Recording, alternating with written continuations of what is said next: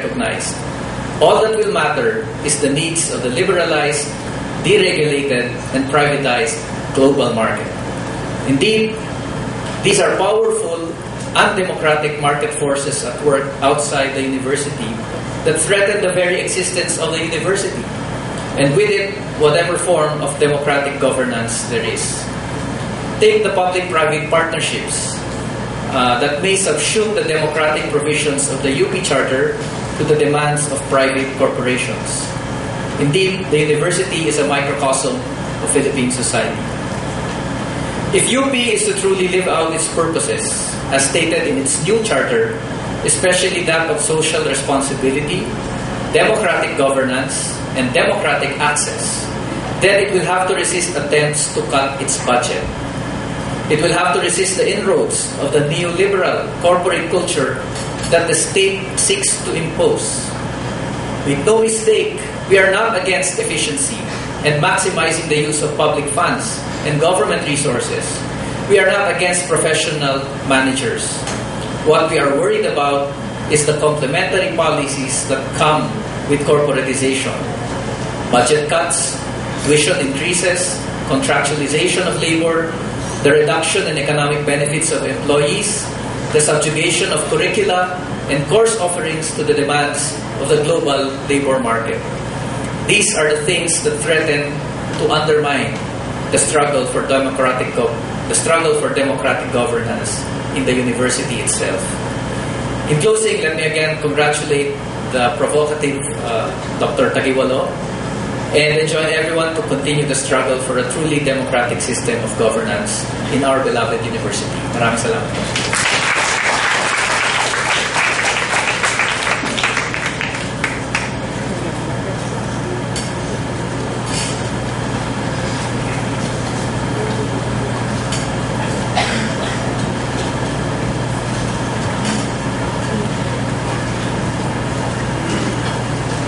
Good afternoon, UP community and esteemed speakers.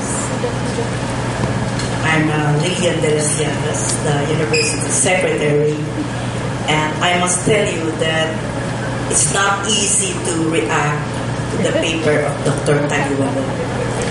I beg off many times, but because she is a friend, I decided to say yes. Let me attempt react to the paper of Dr. Tagiwalo. Dr. Judy, this is not an easy task, if I may say again. To be a reactor to your scholarly and passionately written paper. You as the writer, you're identified with the word democratization inside and outside UP. And looking at the crowd can be intimidating. We have esteemed speakers around. And this day is an occasion to commemorate the birth centennial of former President S.P. Lopez. I was part of the crowd when President Lopez, popular to us, S.P. Lopez, when he addressed the freshmen. I don't know now the gender word for freshman. If Sylvia Claudio is here, maybe fresh people. In 1969. And my student number is 698755. I was young at heart, mind and physical appearance. Honestly, when I was there, I was not interested to listen and to finish the paper presentation of S.P. Lopez. Now I deeply realize I should have stayed and taken some notes because Ma'am Judy will ask me to react to her paper. So silent. It is not easy to give my view to the whole paper, so let me just pick some points that I can relate with as a professor of public health in UP Manila. who was actively engaged during the consultation process for charter change, as an officer of UP Manila Pamantasang Asamblea. Again, I can say I was also familiar with the UP Widen at that time. I was with the late Dr. Minda Luz Quezada, Chancellor Marita Reyes, Dr. Grace Inson, and some professors in Manila and Diliman, in particular Dr. Levy Carino and Rose Del Rosario. Rose was very young that time, and I think she looks younger as well this time. As a previous administrator also, as director, chair, vice chancellor, and now university secretary. I focus on point 1, consultation and transparency. Section 3 of the Republic Act provides the purpose of the university. Provide democratic governance based on collegiality, representation, accountability, transparency, and active participation of its constituents. I will focus on the word active participation because it is easier to explain. The principle is democratic participation. I prefer to use the word engagement as a public health person because it connotes a process and a product. So the term to me is democratic engagement, both as a process and as a product. This premise, active engagement of each member of the university constituency in matters affecting their well-being, as in policy development and selecting administrators. This democratic engagement assumes that in UP community, the individual members, the students, the faculty, admin, reps, and alumni have the capacity to collectively decide what is best for themselves and for the university. And it is not easy always to combine. We can be deciding sometimes because we feel that it is good for us. Is it good for the university? The democratic engagement is an effective guard against abuse of authority. That the process ensures that policies were or are collectively developed and the administrators selected and to be selected are or were products of genuine engagement in decision making. Our assurance is that if democratic engagement is in place, we arrive at well-conceived discussions of policies and non-abuse of authority. Questions. How much of democratic engagement is really occurring in the university? Is this prevalent practice? Is this endemic? At the level of the system and at the level of the constituent universities, from the chancellor to the department level. These questions and my views provided framework to my analysis of Dr. Judy's issues raised in her paper. The second point is transparency in governance and other elements of democratic system. UP can be a role model for transparency in governance by, number 1, promoting openness and dialogues and consultations and feedback mechanisms among its stakeholders, as well as accountability in the use of resources. Perhaps the BOR, of which I am the secretary, the highest policy and governing body of the system should, number 1, come up with a system-wide policy on freedom of information. Are we ready for this? Personally, we are not. What are we protecting? It's secret. This is equally the issue as far as the law to be passed is concerned. Online posting of all UP transactions.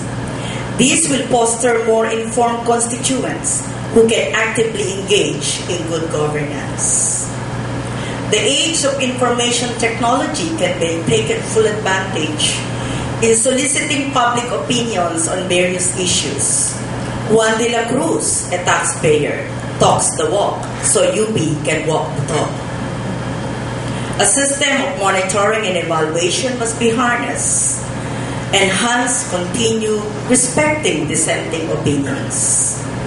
UP as the national university can contribute a lot to mold everyone's competence to combat graft and corruption through capacity building programs, through translational researches, in participation with the civil society who are effective watchdogs of the government. UP students should not only be critical thinkers or intellectual giants, but must be honed to be honest and accountable to the citizens of the country. Students who are the future servant leaders of the country, imbued with honor and patriotism. This is President Pascual's dream and aspiration, UP as a great university. Some concerns of Dr. Judy. Yes, Dr. Judy, the system of faculty region selection must be decentralized and must be reviewed. Of course, with inputs from the previous faculty regions. You are in the best position to come up with a review because you can do it evidence-based. Yes, the Office of the Secretary of the University is in the process of making the documents available, accessible with degree of document care. There should be a system of monitoring and evaluation in all the constituent university to effectively process check. Finally, Dr. Judy. This paper of Dr. Judy is an effective process check. Also, this is an occasion, a venue to discuss and appreciate the value of democratization. Number 3, this is a platform to affirm the democratic governance of then President Salvador P. Lopez. Mrs. Lopez, good afternoon. It's the moving spirit in the science and art of UP democratization. I'm proud to be the freshie that time, during the time of President Lopez. Congratulations, Dr. Judy, and everyone, thank you for sitting here and listening to my 12 index cards. Thank you.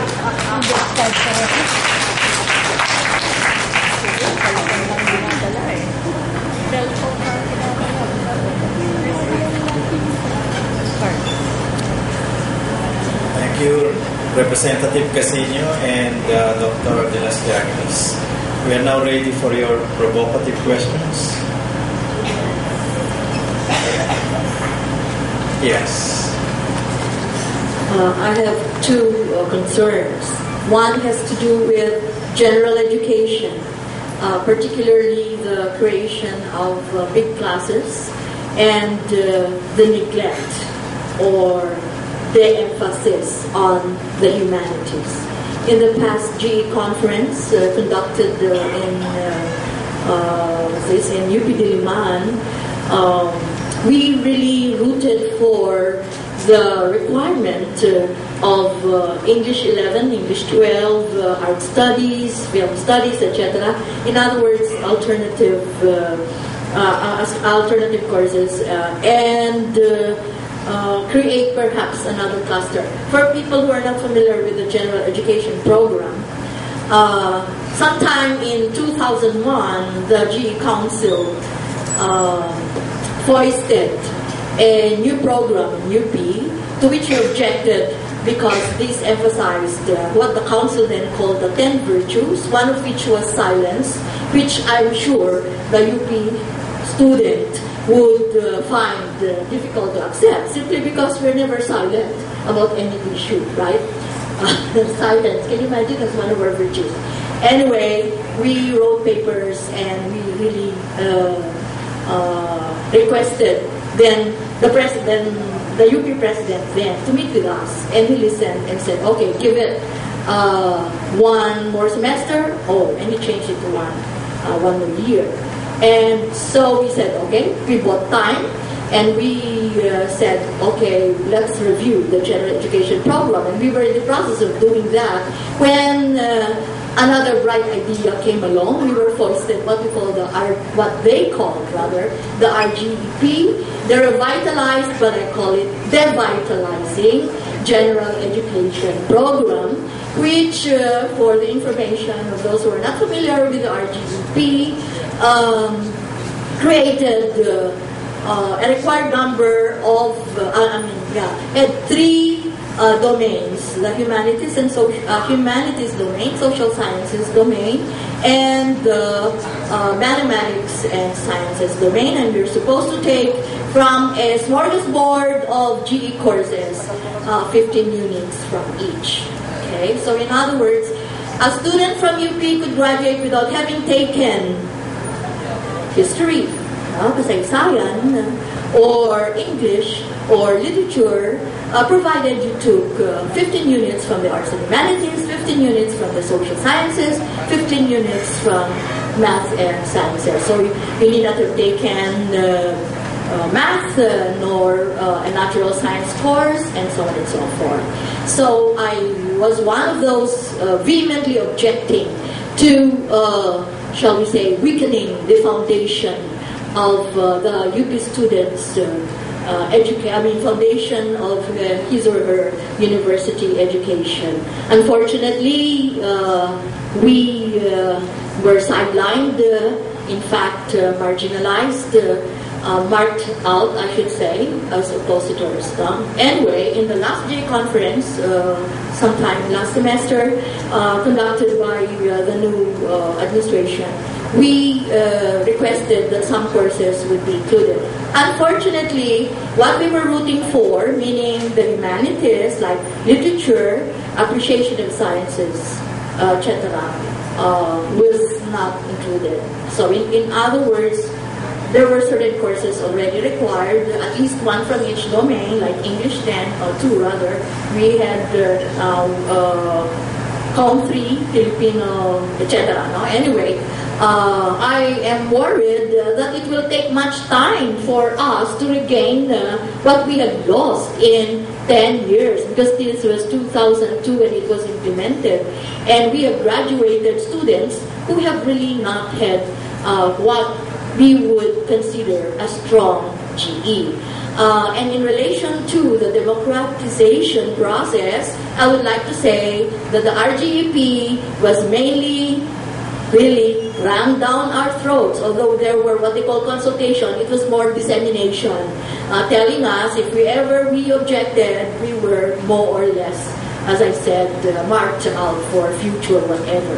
Anyway, I wonder how we can fast track this and involve more or greater participation on the different constituents of the university. Now, in relation to the big size classes, I'm worried because we have difficulty, we used to have English 1, English 2, etc. Before the RGEP, and we had courses, we used to have 30, 35 for English, and we worked out a system by which we would have a maximum of 27 for the language classes because of the difficulty of correcting papers, themes, and so on, term papers. So I wonder what has happened to these big, classes, because I'm worried that if this would be implemented here in Diliman, that would be a further breakdown of our general education. I know I'm taking up a lot of your time, but I think it's quite important to note one more point. Perhaps UP also has to sponsor a forum that would tackle the K2 plus 12, because we cannot take it sitting down. Representative Casino, please help us, because if the bill or the law will be passed, we will not be able to do anything about it. And we're worried. We're more interested in improving the quality of basic education, not in the quantity of years. I cannot understand how we will be able to do very well in college if the years for finishing a bachelor's degree will be reduced to 3 years. I think we're aware of that plan. And I'm not sure that adding 2 years to high school will really help improve the situation.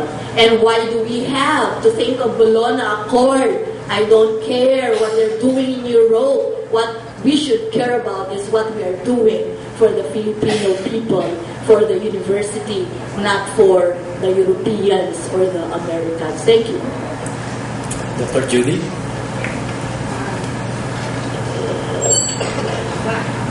I think the ongoing efforts to review the GE program and actually the adoption of the University Council last December of these changes are a step towards the right direction. In terms of the criticism that the RCEP changed from all required to all optional and from a common key framework for all CUs to a decentralized ones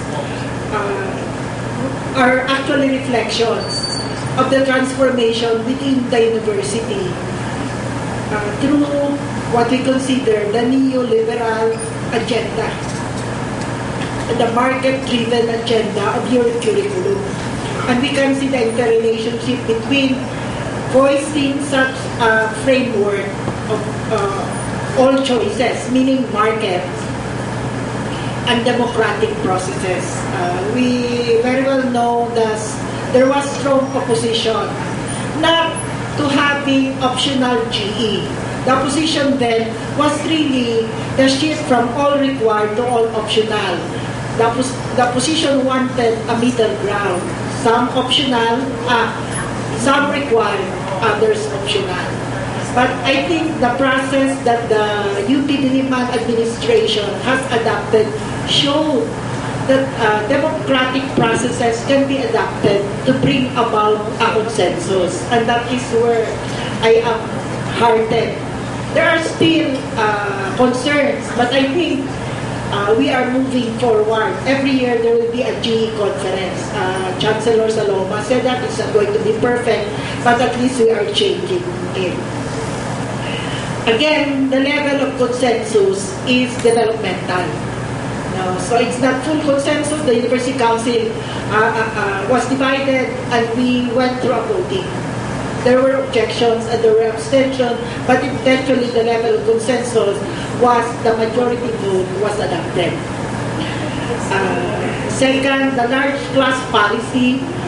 Well, the impulse really for this proposal came from two factors. One, budget and resource constraints and the desire to bring in more students to the university because of the growing population. And I think the UPLB administration has that concern.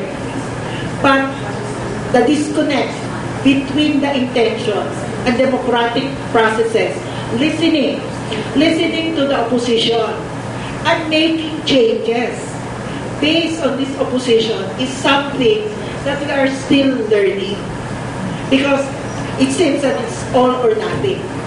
The K+12,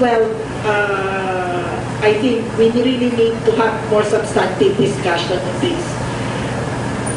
Finally, now we can see that when we talk of governance processes, democratic governance, we cannot separate it from what SP Lopez has said. It is not just the question of form, but also of content. So we're now talking of the substantive elements of our curriculum, something which we really need to look into, given the various changes now in the higher education institutions in the Philippines, as proposed by Chen and the development plan of Pinoy, as well as the global changes. So that's another agenda. Challenging the curriculum, a neoliberal framework, or beyond the neoliberal framework.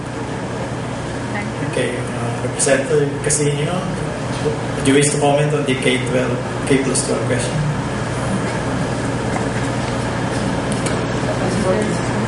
Unfortunately, on the issue of K-12, there seems to be a consensus in the executive and the legislative that it is a good thing.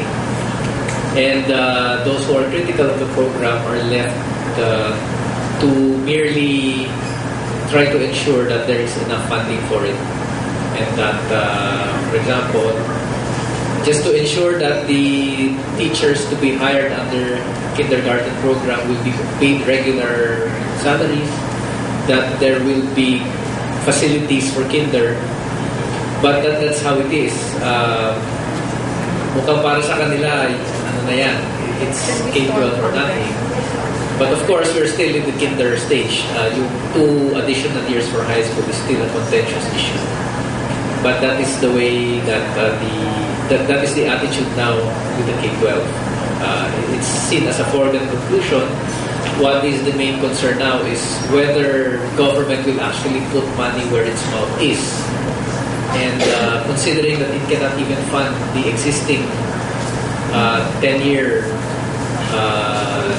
system, how much more 12-year K+12 system?